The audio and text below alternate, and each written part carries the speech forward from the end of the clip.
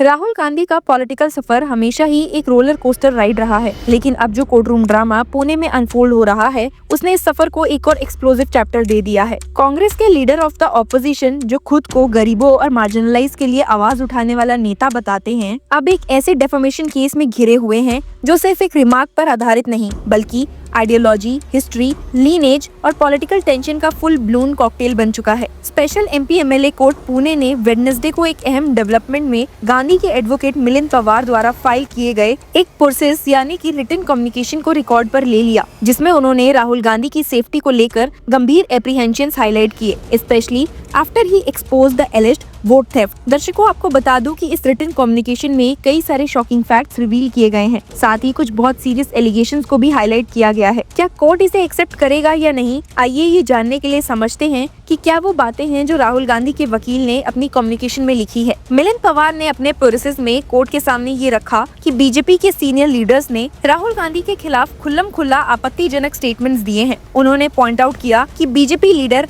RN Bittu ने गांधी को terrorist कहा और एक और बीजेपी लीडर तरविंदर मारवा ने ओपनली ये वार्निंग दी that Gandhi must behave well else he may face the same fate like his grandmother. इस तरह का लैंग्वेज एक डेमोक्रेटिक पॉलिटिकल डिस्कोर्स में सिर्फ एक पॉलिटिकल राइवलरी नहीं, बल्कि पर्सनल सेफ्टी के लिए डायरेक्ट थ्रेट बन जाता है। पवार ने इस बात को अंडरलाइन किया कि ये सिर्फ एक डेफेमेशन ट्रायल नहीं, बल्कि एक ऐसा एनवायरनमेंट है जहाँ एक प्रोमिनेंट ऑपोजिशन लीडर की जान को खतरा हो सकता है। प्रोसेस का सबसे कंट्रोवर्शियल हिस्सा कंप्लेनेंट यानी कि सत्यकी के लीनेज का जिक्र था। पवार ने क्लेम किया that in the light of the documented history of violent and anti-constitutional tendencies linked to the complainant's lineage and considering the prevailing political climate, there exists a clear, reasonable and substantial apprehension that Gandhi may face harm, wrongful implication or other forms of targeting by persons subscribing to the ideology of Vinayak Savarkar। ये direct connection Savarkar and Nathuram Godse के परिवार से establish करके defence ने एक historical warning भी दी। Process में आगे लिखा गया that the complainant himself has asserted descent from the associates of Mahatma Gandhi's assassins. In view of the grave history associated with such lineage,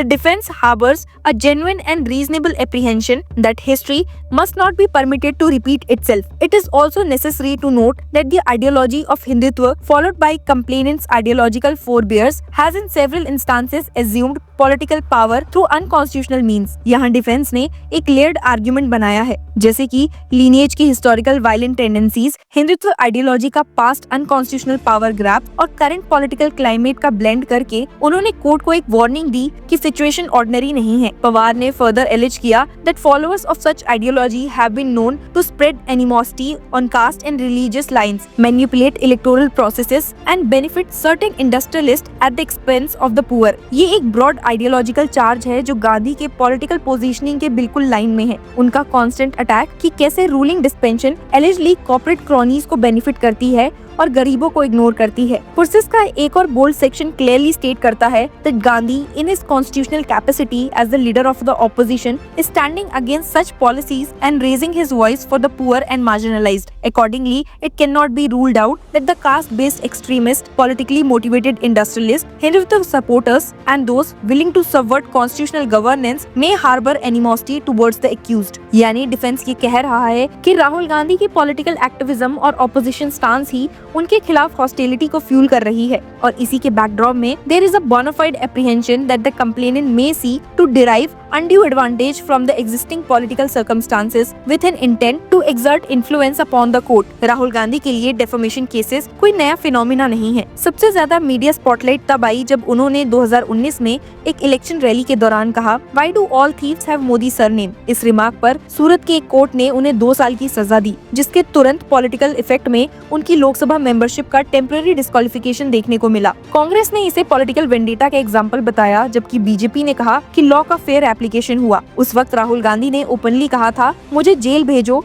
मैं डरने वाला नहीं हूँ। ये स्टेटमेंट भी एक पॉलिटिकल स्लोगन बन गया था उनके सपोर्टर्स के लिए। सावरकर के खिलाफ उनके रिमार्क्स पर महाराष्ट्र में पहले भी तीखे रिएक्शन आए हैं। गांधी ने कहा था कि सावरकर ने ब्रिटिश के सामने मर्सी पिटीशंस लिखे, जो उनके अकॉर्डिंग सावरकर को नेशनलिस्ट हीरो की इमेज के ऑपोजिट है। राइट विंग ग्रुप्स ने इसे अपमान माना और काफी एग्रेसिवली अपोज किया। इसी ऑपोजिशन का एक हिस्सा ये पुणे का करंट केस है, जिसमें सत्यकी कंप्लेनेंट है। राहुल गांधी का RSS और हिंदुत्व आइडियोलॉजी के खिलाफ स्टैंड भी काफी पुराना है। उन्होंने बार बार कहा है कि ये आइडियोलॉजी कास्ट और रिलीजन के नाम पर डिवाइड करती है। उनके खिलाफ चल रहे केसेस का एक पैटर्न भी समझना बहुत जरूरी है। हर बार जब गांधी रूलिंग पार्टी या उनके एलाइज के खिलाफ कोई तीखा स्टेटमेंट देते हैं तो कुछ ही दिनों में उनके खिलाफ एक नया लीगल एक्शन शुरू हो जाता है। भारत जोड़ो यात्रा के दौरान भी उन्होंने कॉर्पोरेट पॉलिटिकल नेक्सस पर सवाल उठाए थे। अडानी हिंडनबर्ग इशू पर प्राइम मिनिस्टर को डायरेक्टली टारगेट किया था और अब तो इलेक्टोरल बॉन्ड्स को लेकर उन्होंने काफी एग्रेसिवली करप्शन का एलिगेशन लगाया है। इस लेटेस्ट प्रोसेस में वोट थेफ्ट का जो रेफरेंस है वो इसी पॉलिटिकल एक्टिविज्म का कंटिन्यूएशन है। डिफेंस का ये स्टांस, कंप्लेनेंट के लिनेज का जिक्र, पॉलिटिकल थ्रेट्स का डॉक्यूमेंटेशन और आइडियोलॉजिकल हॉस्टिलिटी का फ्रेमिंग एक तरह का पॉलिटिकल स्टेटमेंट भी है। इसे जुडिशरी के रिकॉर्ड पर ऑफिशियली ये नैरेटिव जाता है कि राहुल गांधी एक पॉलिटिकली मोटिवेटेड टारगेटिंग का शिकार हो रहे हैं। अगर कोर्ट इन फैक्टर्स को सीरियसली लेता है तो ये केस एक प्रेसिडेंट बन सकता है जहां पॉलिटिकल क्लाइमेट और आइडियोलॉजिकल हॉस्टिलिटी को लीगल प्रोसीडिंग्स में फॉर्मली एक्नॉलेज किया गया। लेकिन इस पूरे मैटर का एक दूसरा नैरेटिव भी है। राहुल गांधी की क्रिटिक्स का कहना है कि वो डेलिबरेटली प्रोवोकेटिव स्टेटमेंट्स देते हैं, फिर जब लीगल बैकलैश होता है तो उसे पॉलिटिकल मार्टिडम में कन्वर्ट कर देते हैं। बीजेपी लीडर्स बार बार उन्हें हैबिचुअल ऑफेंडर कहकर डिस्क्राइब करते हैं। उनका आर्ग्यूमेंट ये है कि डेमोक्रेसी में फ्री स्पीच का राइट है, लेकिन इसका मतलब ये नहीं कि आप किसी भी इंडिविजुअल या ग्रुप को डिफेम करें। फिर भी पॉलिटिकल रियलिटी ये है कि राहुल गांधी के हर कोर्ट अपीयरेंस का एक मीडिया स्पेक्टिकल बन जाता है। सूरत कोर्ट अपीयरेंस के दौरान उनके साथ सीनियर कांग्रेस लीडरशिप का पूरा डेलीगेशन था। कैमरा क्रूज रेडी थे और ये विजिट एक पॉलिटिकल रैली का फील दे रहा था। ऐसे ही पुणे केस में भी उनके लीगल टीम का नैरेटिव क्लियरली पॉलिटिकल मैसेजिंग के साथ सिंक में था। इस वक्त जब ऑपोजिशन यूनिटी का पुश चल रहा है तो राहुल गांधी का कोर्टरूम बैटल्स उनकी इमेज को दो तरह से इम्पैक्ट कर रहा है। एक साइड पे वो एक फेयरलेस ऑपोजिशन लीडर लगते हैं जो रूलिंग पार्टी के टकराने से नहीं डरते, तो दूसरी तरफ पे उनके ओपोनेंट्स उन्हें रेकलेस एंड रिस्पॉन्सिबल लीडर बताते हैं जो कॉन्स्टिट्यूशनल बाउंड्रीज को इग्नोर कर देते हैं। जो भी हो, अब पुणे कोर्ट ने जब ये प्रोसेस रिकॉर्ड पे ले लिया है तो इसका सिंबॉलिक सिग्निफिकेंस काफी बड़ा है। अब ये सिर्फ एक डेफेमेशन केस नहीं रहा, बल्कि एक ऐसा मैटर बन गया है जिसमें safety threats, ideological hostility, historical references and political context सब कुछ जुडिशियल रिकॉर्ड का हिस्सा है। इसका आउटकम चाहे लीगल ग्राउंड्स पर हो या पॉलिटिकल विंड्स के इन्फ्लुएंस से, एक बात पक्की है कि राहुल गांधी का नाम अब हर बार पॉलिटिकल वेंडेटा, फ्री स्पीच और आइडियोलॉजिकल क्लैश की बात होगी और उनके ओपोनेंट्स और सपोर्टर्स दोनों के पास अपने अपने नैरेटिव्स रेडी रहेंगे। आपका इस पूरे मुद्दे पर क्या नैरेटिव है, हमें कमेंट में जरूर बताइए and keep following law chakra.